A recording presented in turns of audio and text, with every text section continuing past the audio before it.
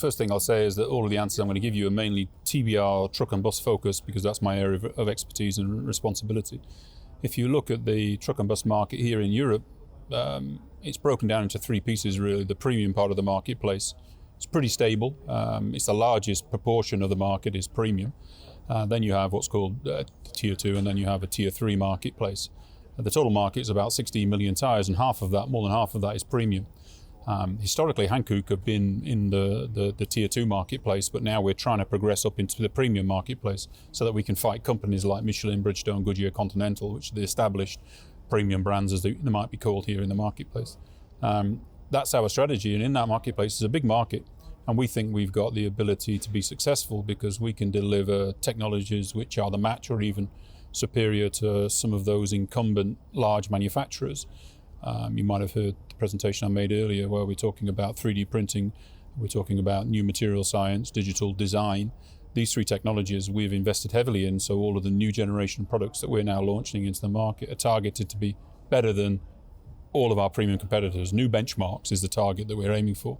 So I think if we can deliver benchmark performance in mileage, fuel efficiency and everything else at a cost point that is below that of the historical premium manufacturers in Europe, we can gain market share from them. And that's how we're being successful, and we are growing market share year on year. Our financial performance is very good year on year because of that. So we're fighting the premiums with a premium product better in many cases than their performance with a cost that is inferior to that. Well, the classic way that people tend to do it here in the European market is that they'll get into sports sponsorship. So you see a lot of PCR manufacturers coming into the market as new entrants now, and if you look at any football team in Europe, they're wearing a tyre manufacturer's logo on their shirts. This is to enable them to get some kind of brand recognition.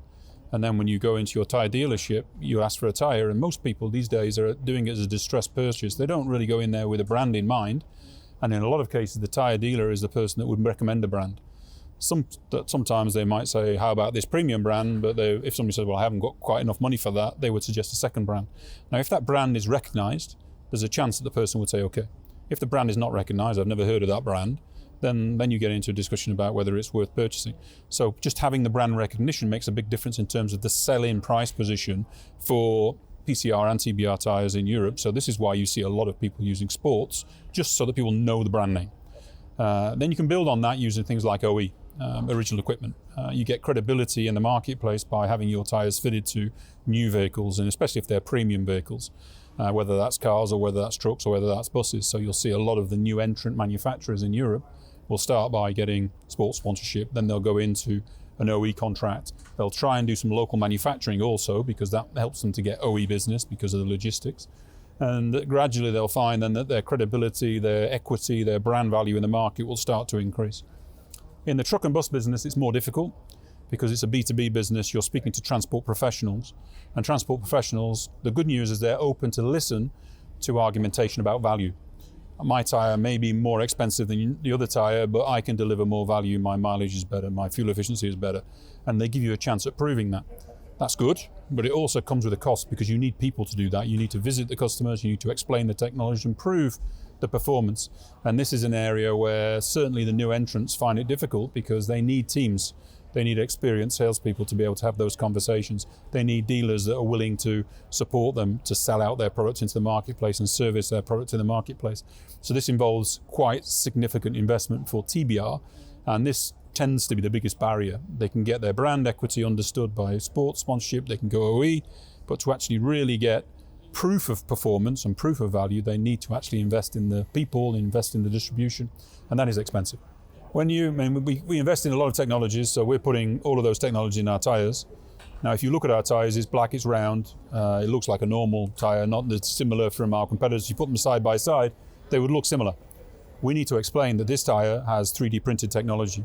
You can't see it, it's hidden inside of the tyre. This tyre has AI design, this tyre has digital twin optimized design, this tyre has these materials inside of the tyre which mean that you get better rolling resistance, better fuel efficiency, better wet grip.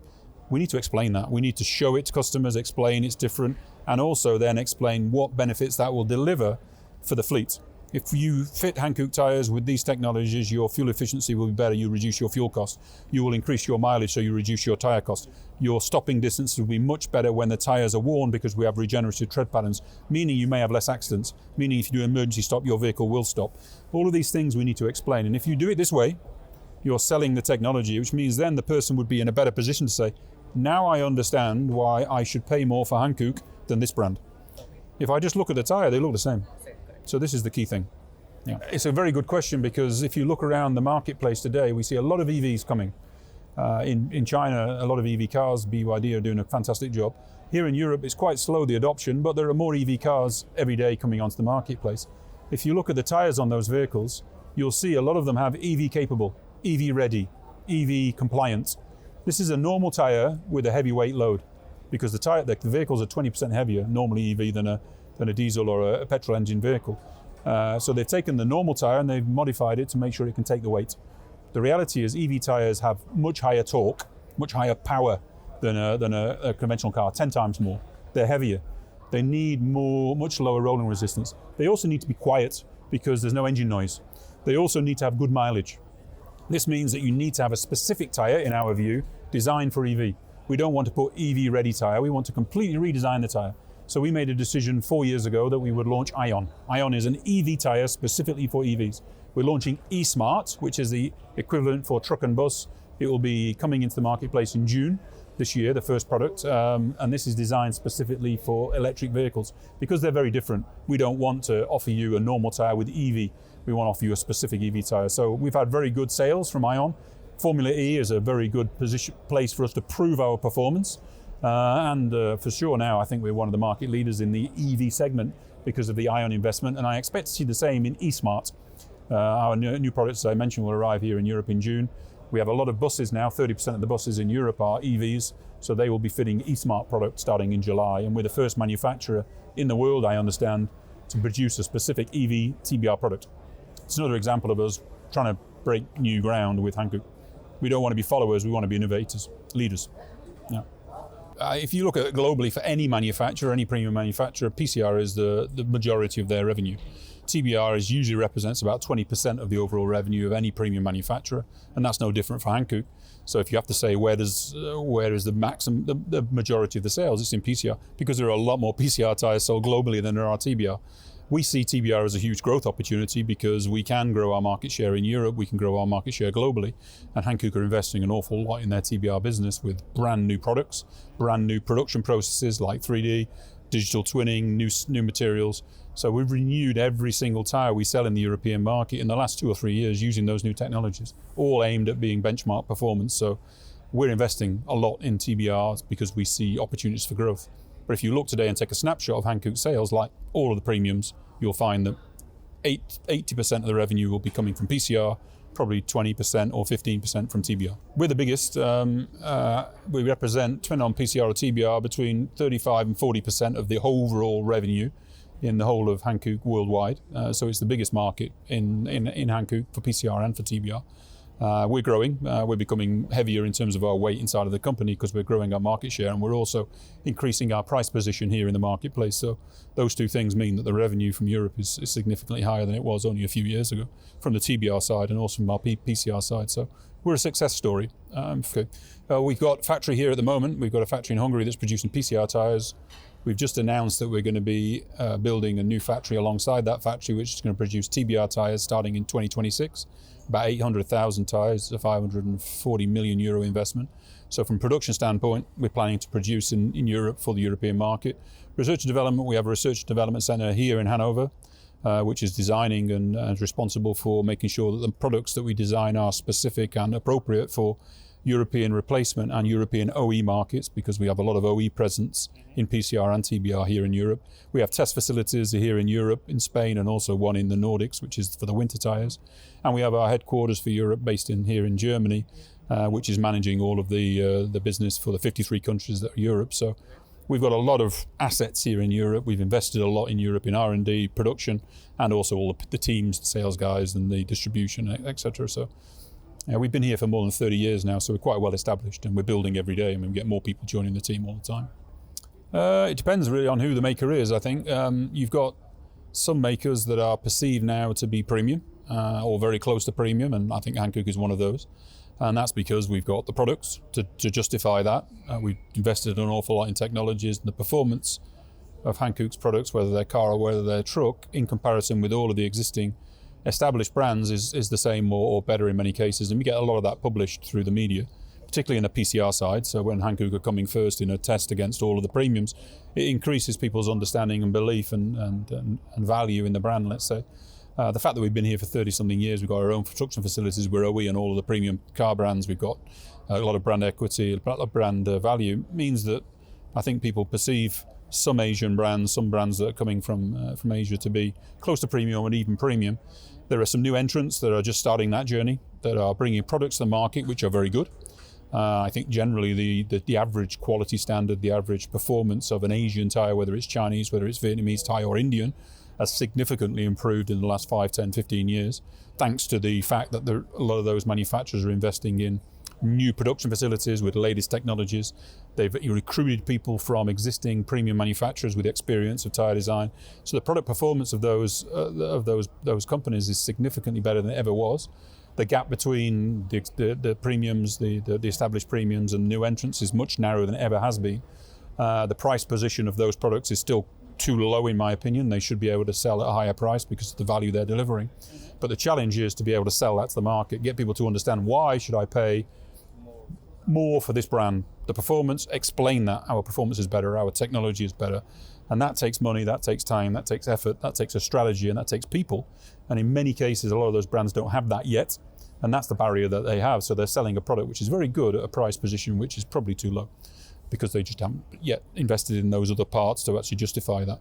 And that's what we've done. We've managed to do that. So we've got a position now where a lot of people would consider Hankook to be premium. And in fact, most of the market know that we are offering premium products in PCR and in TVR. Well, the strategy that I've got in my side of the business hasn't changed for 5 years since I joined Hankook. And that is, first thing is we need to make sure that our product performance justifies a higher price position in the marketplace. And when I say product performance, my target is to be better than everybody else. Hankook is not aiming to be close to a premium performance, it's aiming to be better than the premium performance, better than anybody else, by using technologies. So we've invested very heavily in the time that I've been here, and even before my time, in new technologies, 3D printing, new material science, artificial intelligence, all of the latest emerging technologies we're using now. So we're using those technologies in combination to significantly improve the performance of our product. Latest generation, 20% better than the last generation. We're using that and we're renewing everything in the market. So all of the products we've got now in Europe, we weren't selling 2-3 years ago. So that's the first thing, product performance better than everybody else. Second thing is find ways to explain that to the market so that they, first of all, believe it enough to try the product, and secondly, prove it to themselves by actually seeing the performance in their own fleets. So we've been doing that now for 3, 4, 5 years, showing that if you fit Hankook, this is the mileage performance versus our competitors. If you fit Hankook, this is the safety, this is the wet grip, this is the fuel efficiency. And we've been reasonably successful at being able to achieve that. So in a market where people are struggling because the margins in haulage, in fleet business in Europe are very weak, costs are going up, a lot of people are questioning, should I be buying these high cost tyres? We're increasing our prices and we're growing our market share. We're increasing our prices because we're investing an awful lot and delivering a lot more value. And we're still growing market share because the people believe it and have seen the performance in the marketplace. This is the key. You can do that only if you deliver absolute benchmark performance and have the assets and the strategy to be able to communicate it. The reality is that when the market has several tiers, as I've already mentioned. Most of the Chinese product and the new relocated Chinese product that's now in Vietnam and Thailand is coming in at quite a low price position. So it really isn't in the same marketplace as Hankook today. Hankook, we're fighting against the established premium manufacturers in Europe, and we are now one of those. So we're at a higher price position, so they're not really threatening our business currently in terms of volumes. We're threatening the premium business. We have other brands. We have Laufen, which is our second tier product in the marketplace. You could say that this could come under some attack from the Chinese and the Asian manufacturers. At the moment, we're not seeing that. We're growing our sales in Laufen also. Certainly, Asian manufacturers are getting more of the market, for sure. They're leading to a significant reduction in retread volumes. Previously, retread was selling a lot of tyres as a cheap tyre or a low-cost tyre. Now those are being replaced by Asian tyres coming at low cost. People are buying new tyres rather than buying retreads, so that's one factor. They're taking out a lot of the lower priced European manufactured products, and even products that used to come from Russia. Now they're not coming to Europe anymore, and they're being replaced by Asian and Indian tyres and also Thai tyres. I would say I don't see that trend stopping. I think the Asian companies are going to get better in terms of performance. They've all got ambitions to be tier 2 and tier premium eventually, so they want to follow a similar strategy, I guess, to Hankook, and they will probably be successful. Some of them probably will be successful. As I mentioned, there's a huge revolution happening in the industry at the moment in terms of technologies which are unlocking significant improvements in tyre performance for new entrants. So it's not impossible for a new entrant to be able to produce a tyre that's as good or even better than Hankook or Michelin.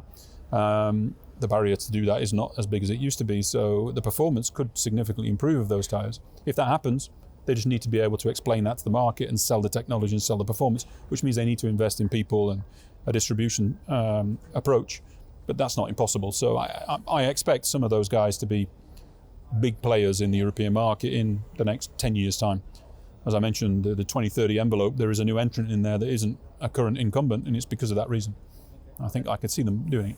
Yeah, 540 million, that's the initial investment, and there's probably a phase 2 beyond that. I think we're going to be recruiting something like 600 new people and probably about 1,500 in the community in Hungary as a result of that investment. We're still investing in PCR. It's the 5th phase of investment in Hungary. The first 4 phases of PCR, we started with phase 1, and now we're at phase 4 to increase the size of our PCR facility because the market share is growing so fast, we need more capacity. So we're going to continue to invest in PCR globally. We already have factories in Indonesia, we have factories in North America, factories in Asia, and I expect that we'll be expanding those factories in the future because we can still grow in PCR. I also, at the same time, expect more investment in TBR. As I mentioned, TBR is important for Hankook, but we could be heavier in terms of our sales, in the overall sales. And I think we probably can grow our weight inside of Hankook to a higher level in the coming years. So we'll probably be investing in more capacity globally in TBR also. But yeah, I think the investment here in Europe is a big vote of confidence from Hankook in the European business, in the fact that we can continue to grow, because we're going to need to sell those 800,000 tyres that are produced in that factory in the European marketplace. So we're going to need to grow an awful lot in the next several years to consume that capacity in our sales. And that's a big vote of confidence. We can do it. I know we can do it with our strategy, but it is a big vote of confidence. Well, I said earlier that it's not an easy market for sure. I've been in the industry now for 30 years, and I've never seen a more challenging market than we have at the moment in TBR and also in PCR. We have a war in Europe. We have the Suez crisis, which is causing some issues with supply chains and logistics on materials. We have so much regulation coming into the tyre market. The European directive on deforestation is a huge piece of regulation that's going to seriously affect the marketplace. We've got a challenged economy across pretty much the whole of Europe today, which is leading people to make serious decisions about whether they want to buy premium tyres or whether they want to invest in products. So it's a really tough situation. I'm very pleased to say in that environment we're growing. So we've found a way to be successful despite those headwinds. If I look at the issues, I think Suez is probably going to be solved within the next nine months, I would say. So this should go away. The war, I don't know, maybe it'll probably continue for a bit longer than that. The overall economic situation in Europe, I think, will stabilise and start to improve in 2025, 26. So I think we're probably going to see it easing rather than getting more difficult. I do see some potential increase in overall production costs through energy increases, raw material increases, labour cost increases, and also having to pass on some of the investments we're making in terms of new materials for sustainability. All of those things are probably going to likely to lead to inflationary pressure on price. But I think overall the marketplace should be a little bit easier in 25 than it was 24, and easier in 26 than it was in 25. So, but I did say that last year, and expecting this year to be better, and then Suez came. So every time I think it's going to get better, another crisis comes. So we had COVID, and then we had the shipping crisis, and now we've got a whole raft of different crises that we're dealing with. So who knows, there might be something else happen in the near future that means that 26 will be, or 25 will be equally difficult. But today, with the knowledge I've got, I think 25 will be easy in the European market. Well, the vision for Hankook is that we will be in the top 5 manufacturers globally by 2030 or 2040. In TBR, my vision is that we'll have products that are better than everybody else in terms of their performance in the market, in terms of the technology inside of those tyres, and that is getting very close to being the reality right now. We're going to be one of the top 2 or 3 manufacturers in Europe in terms of our market share. We're going to be number 1 or number 2 in terms of our price position in Europe by 2030. We're going to be selling tier 1, tier 2, tier 3 brands here in Europe. We're going to be producing in Europe. We're going to be much more significant in terms of our fleet sales and our OE sales. We're going to be selling tyres, we're going to be selling technologies, and we're also going to be partnering with the people that are setting up the new mobility solutions for the future, the fully autonomous vehicle providers like Uber, for example, and maybe Tesla. We're going to be first-tier partners of choice for those companies. That's the direction that Hankook are heading in. Everything I see at the moment in terms of results, investments, technologies means that we're on that path and we're accelerating along it quicker than many of our competitors. So I think Hankook is very well placed to achieve that. But there are threats. So sure, it's not an easy